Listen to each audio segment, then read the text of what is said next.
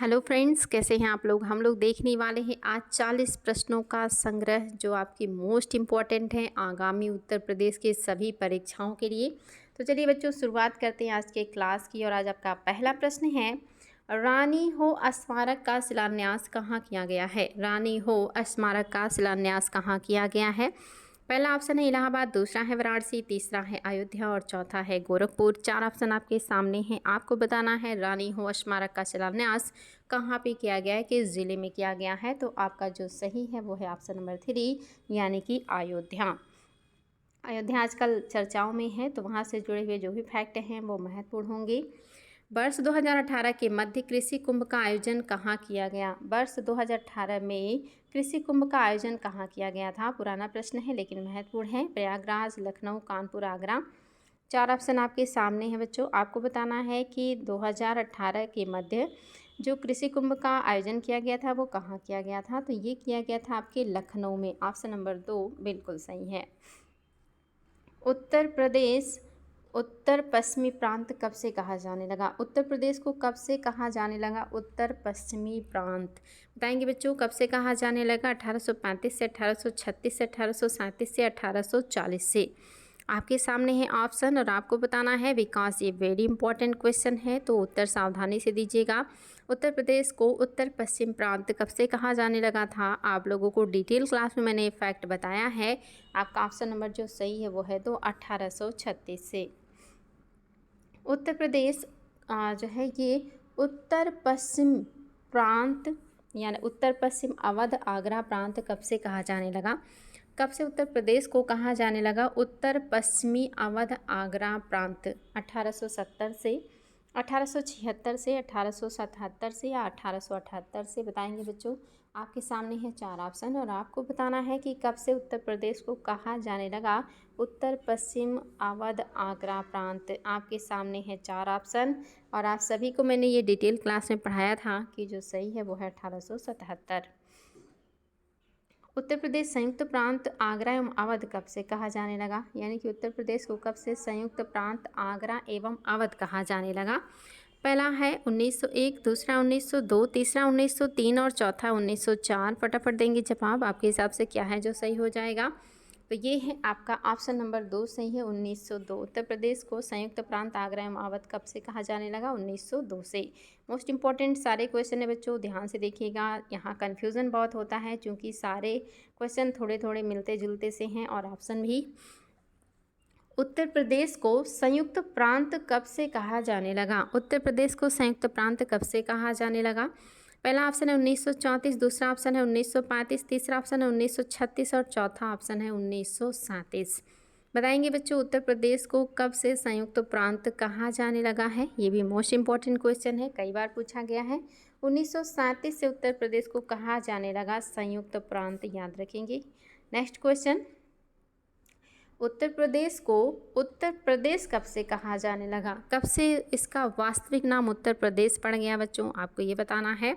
पहला ऑप्शन है 1940, दूसरा ऑप्शन है 1947, तीसरा ऑप्शन है 1950 और चौथा ऑप्शन है 1951।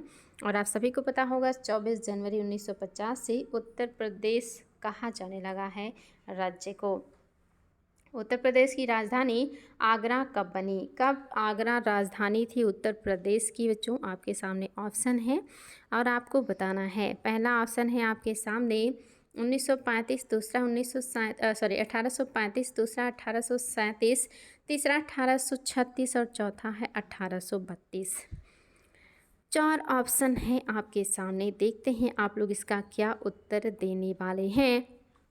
तो ये घटना है आपके 1836 की, जब उत्तर प्रदेश की राजधानी आगरा हुआ करती थी। उत्तर प्रदेश प्रयागराज राजधानी कब बनी। उत्तर प्रदेश की राजधानी प्रयागराज को कब बनाया गया। पहला ऑप्शन 1850, दूसरा 1851, तीसरा 1852 और चौथा है 1858। चार ऑप्शन है आपके सामने, आपको देना है जवाब। क्या है आपके हिसाब से सही उत्तर। उत्तर प्रदेश की राजधानी प्रयागराज भी रही थी और ये कब बनी थी आपको बताना है बच्चों। ऑप्शन नंबर 4 सही है 1858। सारे फैक्ट आप लोगों को याद होने चाहिए, जितने भी नए फैक्ट मिले उनको नोट करते रहें या रिवीजन करते रहें।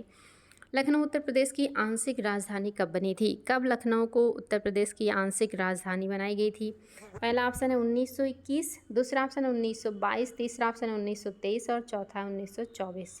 आपके सामने है चार ऑप्शन 21, 22, 23, 24। आपके हिसाब से क्या है जो सही हो जाएगा? तो 1921 पहला ऑप्शन ही आपका सही है। लखनऊ आंशिक राजधानी बनी थी 1921 से, यानी कि पूर्णतः राजधानी नहीं थी लखनऊ। लखनऊ पूर्णतः राजधानी कब बन गई उत्तर प्रदेश की बच्चों? पहला ऑप्शन 1930, दूसरा 1932, तीसरा 1935 और चौथा 1936। बताएंगे बच्चों, सारे बहुत ही ज़्यादा महत्वपूर्ण हैं और आयोग के द्वारा बार बार पूछे गए हैं, और जो सही है वो है 1935। लखनऊ 1935 में पूर्णतः राजधानी बन गई या पूर्ण राजधानी बन गई उत्तर प्रदेश की। प्रश्न आपका 12 है, राष्ट्रीय राजधानी क्षेत्र में कौन सा जिला शामिल नहीं है? मोस्ट इंपॉर्टेंट है बच्चों, आप सभी को मैंने बताया था राष्ट्रीय राजधानी क्षेत्र में 8 जिले शामिल हैं। इसमें से कौन सा जिला है जो शामिल नहीं है? पहला है मेरठ, दूसरा है हापुड़, तीसरा है बुलंदशहर, चौथा अमेठी और पाँचवा है आपका शामली। इसमें से कोई एक ही ज़िला है जो आपके राष्ट्रीय राजधानी क्षेत्र में शामिल नहीं है। आपको उस ज़िले का नाम बताना है। मेरठ, हापुड़, बुलंदशहर, अमेठी और शामली। तो इसमें जो शामिल नहीं है वो है अमेठी। अमेठी नहीं शामिल है बच्चों। बाकी बुलंदशहर, हापुड़, शामली, मेरठ ये सारे आपके राष्ट्रीय राजधानी क्षेत्र में हाँ, अमेठी नहीं है, बाकी सारे आपके शामिल हैं। नेक्स्ट देखिए, प्रश्न है 13, देश के विशालतम इक्विवेटर की स्थापना राज्य के किस जिले में की जाएगी? देश के विशालतम इक्वेटर की स्थापना कौन से जिले में की जाएगी बच्चों? पहला ऑप्शन है आपका प्रयागराज, दूसरा है लखनऊ, तीसरा है आपका कानपुर और चौथा है आगरा। निश्चित ही महत्वपूर्ण ये क्वेश्चन है, तो महत्वपूर्ण ऑप्शन भी होगा, यानी कि क्या है जो सही हो जाएगा? ऑप्शन नंबर जो सही है वो है आपका लखनऊ। लखनऊ है बच्चों, ऑप्शन नंबर 2 सही है। साक्षर भारत कार्यक्रम या साक्षर भारत मिशन की शुरुआत कब शुरू की गई? ये देखिए, क्वेश्चन भी आप लोग को पता होना चाहिए, डिटेल क्लास में पढ़ाई हूँ। 2008, 2009, 2010, 2011 चार ऑप्शन हैं आप सभी के सामने, और आपको बताना है कब शुरू किया गया था आपका साक्षर भारत कार्यक्रम या मिशन। और इसका जो सही उत्तर है बच्चों वो है आपका 2009। ऑप्शन नंबर 2 बिल्कुल सही है। साक्षर भारत अभियान 2009। राज्य में पर्यटन को बढ़ावा देने के लिए किस मेले का आयोजन किया गया था? कौन सा मेला है जिसका आयोजन किया गया था पर्यटन को बढ़ाने के लिए? बताएंगे बच्चों, शानदार प्रश्न है, ध्यान से उत्तर दीजिएगा। पहला ऑप्शन है कुंभ, दूसरा है शाकंभरी, तीसरा है आगरा और चौथा है ट्रेवल मार्ट। ये क्वेश्चन भी आप सभी के लिए शानदार है, और देखिए बिल्कुल क्वेश्चन में ही उत्तर है आपका ट्रेवल मार्ट है, जिसको राज्य द्वारा पर्यटन को बढ़ावा देने के लिए आयोजित किया गया। राज्य सरकार ने वर्ष 2018 में काशी हिंदू विश्वविद्यालय में किए गए केंद्र को स्थापित करने का निर्णय लिया। अच्छा, किस नए केंद्र को, राज्य सरकार ने वर्ष 2018 में काशी हिंदू विश्वविद्यालय में किस नए केंद्र को स्थापित करने का निर्णय लिया है बच्चों? उस नए केंद्र का नाम बताना है आपको। पहला है वैदिक शास्त्र, दूसरा है वैदिक ज्योतिष, तीसरा है वैदिक ज्ञान और चौथा है वैदिक विज्ञान। बताएंगे क्या है जो सही हो जाएगा? तो याद रखिएगा, जिस केंद्र की स्थापना की जा रही है वो है आपका वैदिक विज्ञान। वैदिक विज्ञान ही स्थापित किया जा रहा है आपके BHU में 2018 में। नेक्स्ट देखिए, प्रदेश का सबसे पुराना विश्वविद्यालय इलाहाबाद विश्वविद्यालय की स्थापना कब हुई थी? ये भी डिटेल क्लास में पढ़ाई हूँ, तो गलती नहीं करेंगे। पहला ऑप्शन है 1877, दूसरा है 1887, तीसरा 1897 और चौथा है 1899। बताएंगे बच्चों, कौन सा आपके जो इलाहाबाद विश्वविद्यालय है, जो यूपी का सबसे प्राचीन विश्वविद्यालय है, इसकी स्थापना कब किया गया था? यूपी में। तो ये इसका उत्तर तो सभी को पता होगा बच्चों, ऑप्शन नंबर 2 सही है। 1887 में इस विश्वविद्यालय की स्थापना की गई थी। प्रश्न आपके सामने आ चुका है 18वां, राज्य सरकार द्वारा नवीन सौर ऊर्जा नीति को मंजूरी कब प्रदान की गई? राज्य सरकार ने कब नवीन सौर ऊर्जा नीति को मंजूरी प्रदान की है बच्चों? पहला ऑप्शन है 5 सितंबर 2015, दूसरा ऑप्शन है 5 सितंबर 2016, तीसरा ऑप्शन है 5 दिसंबर 2017 और चौथा ऑप्शन है 5 सितंबर 2018। आपको बताना है राज्य सरकार द्वारा नवीन सौर ऊर्जा नीति को मंजूरी कब प्रदान किया गया है, और ये भी आपके लिए मोस्ट इम्पॉर्टेंट है। ये घटना है 5 दिसंबर 2017 की। अंतर्राष्ट्रीय संस्थान या संस्था स्माइल ट्रेन द्वारा 18 जुलाई 2019 को राज्य में किस कार्यक्रम का शुभारंभ किया गया है। आपको बताना है कि 14 जुलाई 2019 को राज्य में किस कार्यक्रम का शुभारंभ किया गया अंतर्राष्ट्रीय संस्था स्माइल ट्रेन द्वारा। पहला स्माइल ज्योति कार्यक्रम, दूसरा है स्माइल जागृति कार्यक्रम, तीसरा है स्माइल उज्ज्वल कार्यक्रम और चौथा स्माइल मशाल ज्योति कार्यक्रम।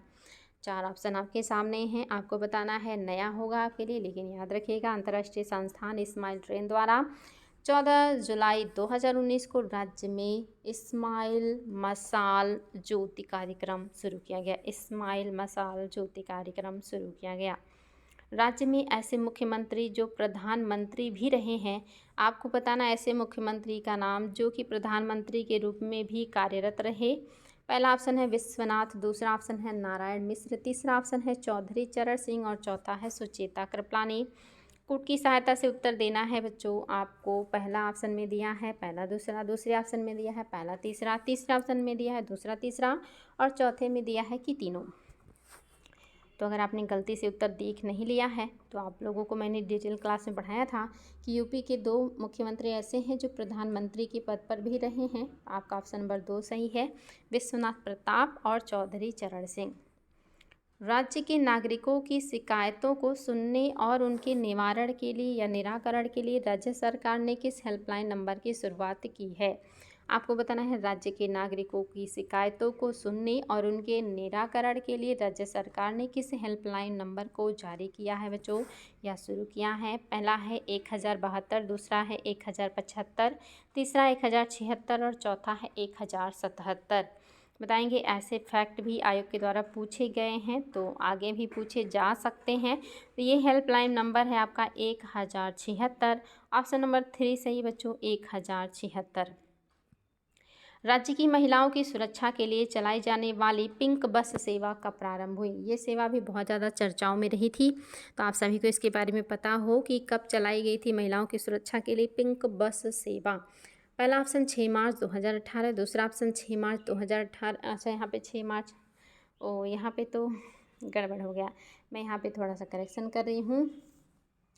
आपका यहाँ पे कहाँ से शुरू करूँ यही नहीं समझ में आ रहा। चलिए 7 मार्च, 8 मार्च, 9 मार्च, 6 मार्च। आपका 6, ये 6 मार्च है, ये 7 मार्च है, ये 8 मार्च है, ये 9 मार्च है। अब आप बताएंगे कि आपके हिसाब से कौन सा है जो सही हो जाएगा। यहाँ पे थोड़ा सा ऑप्शन को मैंने ध्यान नहीं दिया और अब आप लोग बता सकते हैं बच्चों। आपके सामने मैंने ऑप्शन रख दिया है 7 मार्च 2018, 8 मार्च 2018, 9 मार्च 2018 या 6 मार्च 2019। तो पिंक बस सेवा शुरू किया गया है 6 मार्च 2019 को बच्चों, याद रखेंगे। Most important fact. 17वीं विधानसभा में नेता विपक्ष कौन है। आप बताएंगे 17वीं जो आपकी विधानसभा है इसमें नेता विपक्ष कौन है। पहला ऑप्शन है श्री राम गोविंद चौधरी, दूसरा है वल्लभ पंत, तीसरा है अशोक खोसला और चौथा है कोई नहीं। 4 ऑप्शन आपके सामने हैं, आपके हिसाब से कौन सा है जो सही हो जाएगा। तो इस समय यानी कि 17वीं विधानसभा में नेता विपक्ष कौन है। राम है, ये गोविंद भी हैं, तो श्री राम गोविंद हैं, याद रखेंगे। राज्य में मुख्यमंत्री जन आरोग्य अभियान कब शुरू किया गया है। राज्य में मुख्यमंत्री जन आरोग्य अभियान कब शुरू किया गया है बच्चों। पहला ऑप्शन है 1 मार्च 2019, दूसरा ऑप्शन है 2 मार्च 2019, तीसरा ऑप्शन है 3 मार्च 2019 और चौथा ऑप्शन है कोई कथन सत्य नहीं है। 4 ऑप्शन आपके सामने हैं, सावधानीपूर्वक उत्तर देंगे। नए फैक्ट से डरना नहीं है बल्कि खुश होना है कि आपको नई नई बातें जानने को मिल रही हैं, क्योंकि आयोग जब पूछता है तो नया होता है और जब नया होता है तो आपको दिक्कत होती है। तो ये घटना है 1 मार्च 2019 की, इसलिए इसको अच्छे से याद कर लें और बार बार रिविज़न भी करते रहें। वह शहर कौन सा है जहां प्रधानमंत्री द्वारा पंडित दीनदयाल उपाध्याय पुरातत्व संस्थान का उद्घाटन किया गया है बच्चों। आपके सामने है ऑप्शन। पहला ऑप्शन है लखनऊ, दूसरा है कानपुर, तीसरा है आगरा और चौथा है ग्रेटर नोएडा। आपके सामने है 4 ऑप्शन और आपको बताना है इसमें से कौन से जगह पे जहाँ मतलब है जहाँ पंडित दीनदयाल उपाध्याय पुरातत्व संस्थान की स्थापना की गई है, बताएं। बताएंगे बच्चों वह शहर कौन सा है जहां प्रधानमंत्री द्वारा पंडित दीनदयाल उपाध्याय पुरातत्व संस्थान का उद्घाटन किया गया है। पहला ऑप्शन है लखनऊ, दूसरा है कानपुर, तीसरा है आगरा और चौथा है ग्रेटर नोएडा। चार ऑप्शन आपके सामने हैं और आपको बताना है कि वो ज़िला या वो प्लेस कौन सा है। तो वो प्लेस है आपका ग्रेटर नोएडा। ऑप्शन नंबर 4 बिल्कुल सही है। धौली गंगा नदी और अलकनंदा नदी किस स्थान पर मिलते हैं, ये मोस्ट इम्पॉर्टेंट है बच्चों। रुद्रप्रयाग, कृष्णप्रयाग, विष्णुप्रयाग या इनमें से उपरोक्त में से कोई नहीं। बताएंगे धौली गंगा नदी जो है और अलकनंदा नदी जो है ये कौन से जगह पे मिलते हैं, वो प्रयाग कौन सा है। और ये मोस्ट इम्पॉर्टेंट है और आप सभी को पता हो, ये ऑप्शन नंबर 3 सही है। विष्णुप्रयाग में धौली गंगा और अलकनंदा मिलते हैं। उत्तर प्रदेश में मुख्यतः कितने प्रकार के वन पाए जाते हैं। उत्तर प्रदेश में मुख्यतः कितने प्रकार के वन पाए जाते हैं बच्चों, बताइए। उत्तर प्रदेश से हैं आप लोग। पहला है एक प्रकार का, दूसरा है 3 प्रकार का, तीसरा है 2 प्रकार का और चौथा है 4 प्रकार का। कितने प्रकार के वन मुख्य रूप से उत्तर प्रदेश में पाए जाते हैं, तो ये भी बच्चों बहुत ही शानदार प्रश्न है। ऑप्शन नंबर जो सही है वो है 2। 3 प्रकार के वन पाए जाते हैं। 3 प्रकार के हैं, अर्थात आरक्षित वन जो 64.9% है, संरक्षित वन जो 14.4% है और अवर्गीकृत वन जो 19.7% है। उत्तर प्रदेश में इसके अलावा 3 अलग प्रकार के हैं, जैसे उष्णकटिबंधीय वनों में आपका उष्णकटिबंधीय नम पर्णपाती है, ये पहला प्रकार। उष्णकटिबंधीय शुष्क पर्णपाती है, दूसरा प्रकार। और तीसरा है उष्णकटिबंधीय कांटेदार। ये 3 प्रकार के वन पाए जाते हैं बच्चों। नेपाल से प्रदेश का कौन सा जिला सीमा नहीं बनाता। आप सभी को पता है नेपाल से हमारे 7 जिले जो हैं वो सीमा साझा करते हैं। इसमें से कौन सा जिला है जो सीमा साझा नहीं करता। मोस्ट इंपॉर्टेंट क्वेश्चन है बच्चों, सावधानी से उत्तर दीजिएगा। सब कुछ पढ़ाया है मैंने। पहला ऑप्शन पीलीभीत, दूसरा महाराजगंज, तीसरा बलिया, चौथा श्रावस्ती और पांचवा बहराइच। बताएंगे बच्चों कौन सा जिला है जो साझा नहीं करता सीमा नेपाल के साथ। और आप सभी को मैंने पढ़ाया था कि बलिया सबसे पूर्वी जिला है, ये नेपाल से सीमा साझा नहीं करता है।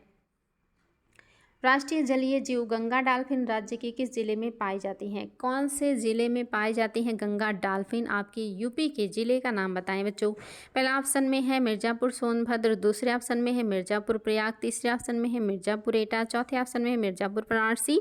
मोस्ट इंपॉर्टेंट क्वेश्चन आपके सामने है और इसका जो सही उत्तर है वो है आपका ऑप्शन नंबर पहला, मिर्ज़ापुर और सोनभद्र में पाई जाती हैं गंगा डॉल्फिन। काफ़ी फास्ट चल रहे हैं, बिना 1 मिनट गंवाएं आप लोगों का। राज्य में लखनऊ के समीप किस वन में लुप्त प्राय प्रजातियों के लिए प्रजनन केंद्र की स्थापना की गई है। मोस्ट इंपॉर्टेंट नेक्स्ट क्वेश्चन है। पहला ऑप्शन है कुसमी वन, दूसरा है कुकरैल वन, तीसरा है साइंस वन और चौथा है आपका उपर्युक्त सभी। बताएंगे बच्चों कौन सा है जो सही हो जाएगा, याद रखेंगे बहुत इंपॉर्टेंट है। लखनऊ के समीप जिस वन में लुप्त प्राय प्रजातियों का प्रजनन केंद्र स्थापित किया जा रहा है बच्चों वो है आपका कुकरैल वन। याद रखिएगा, एग्जाम में कई बार पूछा गया है। राज्य का सबसे पुराना आपका चंद्रप्रभा वन्यजीव जो विहार है ये किस जिले में है। मोस्ट इंपॉर्टेंट है, राज्य का सबसे पुराना जो वन्यजीव अभ्यारण्य है वो आपका चंद्रप्रभा है, ये कौन से जिले में है। पहला ऑप्शन है चंदौली, दूसरा है पीलीभीत, तीसरा है लखीमपुर खीरी और चौथा है इटावा। मोस्ट इंपॉर्टेंट बच्चों सबसे पुराना है और ये है चंदौली में। उत्तर प्रदेश में कौन सा राष्ट्रीय उद्यान है। कौन सा राष्ट्रीय उद्यान आपके उत्तर प्रदेश में है। पहला है राजा जी, दूसरा है दुधवा, तीसरा है हैली और चौथा है कोई नहीं। और आप सभी को पता है इसका उत्तर, क्योंकि उत्तर प्रदेश में मात्र एक ही राष्ट्रीय उद्यान है और वो है आपका दुधवा राष्ट्रीय उद्यान। राज्य के चिड़ियाघरों की देखभाल कौन करता है। जो आपके राज्य में चिड़ियाघर हैं इनका देखभाल कौन करता है। पहला है राज्य चिड़ियाघर प्राधिकरण, दूसरा है चिड़ियाघर प्राधिकरण, तीसरा है केंद्रीय चिड़ियाघर प्राधिकरण, चौथा उपरोक्त में से सभी। तो बताएंगे कौन सा है जो आपके राज्य के चिड़ियाघरों का निरीक्षण, नियंत्रण और देखभाल करता है। ये है आपका केंद्रीय चिड़ियाघर प्राधिकरण। राज्य में कुल कितने चिड़ियाघर हैं बच्चों, बताएंगे। वर्तमान में उत्तर प्रदेश में कितने चिड़ियाघर हैं। पहला है 3, दूसरा है 8, तीसरा है 9 और चौथा है 10। ये भी आपके लिए नया होगा, याद कर लीजिएगा। आपके उत्तर प्रदेश में वर्तमान में 9 चिड़ियाघर हैं। 10वां जो है वो बनने के लिए प्रस्तावित कर दिया गया है। और 10वां कहाँ प्रस्तावित है देख लीजिए, वो है आपके बरेली में। राज्य के किन जिलों में तितली पार्क का निर्माण किया गया है? राज्य का कौन सा जिला है जहां पे तितली पार्क का निर्माण किया गया है बच्चों? पहला ऑप्शन है लखनऊ कानपुर, दूसरे में है कानपुर आगरा, तीसरे में लखनऊ प्रयागराज, चौथे में लखनऊ वाराणसी। आपके हिसाब से कौन सा ऑप्शन सही है? Most important question. और इसका जो सही उत्तर है वो है आपका लखनऊ कानपुर। आप लोगों को बिल्कुल भी समय नहीं लगना चाहिए बच्चों, फास्ट कवर करेंगे ताकि कम समय में ज़्यादा जानकारी आप लोगों को उपलब्ध करा सकें। राष्ट्रीय पक्षी मोर के संरक्षण के लिए किस जिले में संरक्षण केंद्र की स्थापना की गई है? आपका जो राष्ट्रीय पक्षी है वो है मोर, और इसके संरक्षण के लिए राज्य में एक संरक्षण केंद्र बनाया गया है। उस संरक्षण केंद्र को कहाँ बनाया गया है? आगरा, मथुरा, बुलंदशहर या शाहजहाँपुर में? याद रखेंगे ये संरक्षण केंद्र है आपके मथुरा। ऑप्शन नंबर 2 बिल्कुल सही है, मथुरा में बना है। मगरमच्छ एवं घड़ियाल के लिए राज्य सरकार ने कौन सी योजना चलाई है बच्चों? मोस्ट इंपॉर्टेंट है, मगरमच्छ और घड़ियाल के संरक्षण के लिए राज्य सरकार ने कौन सी योजना चलाई है? पहला है घड़ियाल प्रजनन, दूसरा है घड़ियाल पुनर्वास, तीसरा है दोनों सही है, चौथा है कोई भी सही नहीं है। और आप सभी को इसका उत्तर बताना है। इसका जो सही उत्तर है बच्चों वो है ऑप्शन नंबर 2, घड़ियाल प्रजनन एवं पुनर्वास जो योजना है ये चलाया गया है, घड़ियाल प्रजनन एवं पुनर्वास योजना। उत्तर प्रदेश जनपद इटावा में बब्बर शेर प्रजनन केंद्र एवं लायन सफारी पार्क किससे अभिप्रेरित होकर विकसित किया गया है? मोस्ट इंपॉर्टेंट क्वेश्चन बच्चों बताएंगे। इटावा में है बब्बर शेर प्रजनन केंद्र एवं लायन सफारी पार्क, ये किससे प्रेरित है? पहला ऑप्शन है यूएस के लॉन्गटीन सफारी से, दूसरा है फ्रांस के लॉन्गलीट सफारी से, तीसरा है इंग्लैंड के या लंदन के लॉन्गटीक सफारी से, और चौथा उपरोक्त में से कोई नहीं। बताएंगे बच्चों ये किससे प्रभावित है, किससे बनाया गया है, मोटिवेट होके, किसे देख करके या किस पर आधारित है? इंग्लैंड के लॉन्ग लीट सफारी पर है बच्चों, याद रखिएगा। राज्य में लाख बहोसी, यहाँ पे लाख होगा बच्चों, खा है, लाख बहोसी पक्षी विहार किस जिले में है? मोस्ट इंपॉर्टेंट आज का ये भी प्रश्न है। पहला है आगरा, दूसरा है गोंडा, तीसरा हरदोई और चौथा है हाथरस और पांचवा है कन्नौज। बताएंगे राज्य के कौन से ज़िले में है लाख बहोसी पक्षी विहार? और आप सभी को पता है ये है आपके कन्नौज में, और ये है आपका यूपी का सबसे बड़ा पक्षी अभयारण्य। सांडी पक्षी अभयारण्य कौन से ज़िले में स्थित है? पहला है मैनपुरी, दूसरा मुरादाबाद, तीसरा मुजफ्फरनगर और चौथा है हरदोई। सांडी पक्षी विहार कौन से राज्य में है? बताएंगे बच्चों कौन से ज़िले में है, ज़िले का नाम बताना है। और आप लोगों को डिटेल क्लास में ये सारी चीज़ें पढ़ाई थी, याद रखिएगा। सांडी कहाँ है? हरदोई में है। ऑप्शन नंबर 4 सही है। क्लास को काफ़ी फास्ट कवर किया ताकि आप लोग का समय 1 मिनट भी वेस्ट ना हो। बच्चों क्लास में उपस्थित जरूर रहें और शेयर करना ना भूलें। आज के लिए इतना ही, थैंक यू।